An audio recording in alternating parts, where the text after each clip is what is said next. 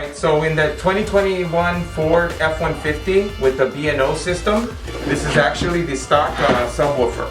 So as you can see, it actually uses a hole in the back of the cab. It's infinite baffle, so the enclosure is only this big. So this works obviously, but the output on an infinite baffle sub is just not that great. So what we did is we built this, and it actually lives in the same space as the original. We're actually running two audio mobile woofers, one active and one passive. This is an Evo 8, which is a very slim woofer. As a matter of fact, it's only like 3.6 inches deep.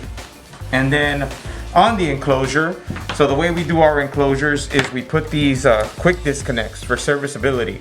So if the car ever goes to the dealer, or we have to change a woofer, or we have to modify anything, we can actually just go in, unplug it, service it, and then plug it right back in.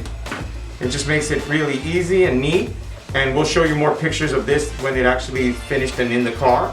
And this way you'll be able to see how easy it is to service it. So if it ever goes to the dealership or another shop has to service it in another state, we make it as easy as possible.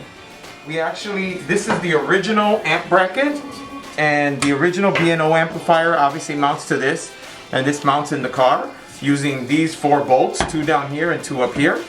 So what we did is we actually machine our own bracket to relocate the amp over, so that we can now add this, we can add an amplifier to run our subwoofer. So all of that will bolt to this, and then this will go back in the car and bolt to the original locations. Again, serviceability.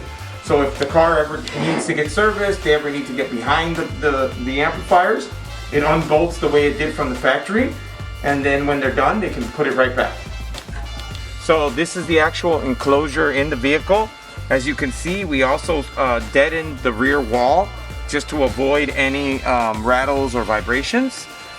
And then the enclosure, we actually built a bracket, and it's bolted to a stock seat bolt.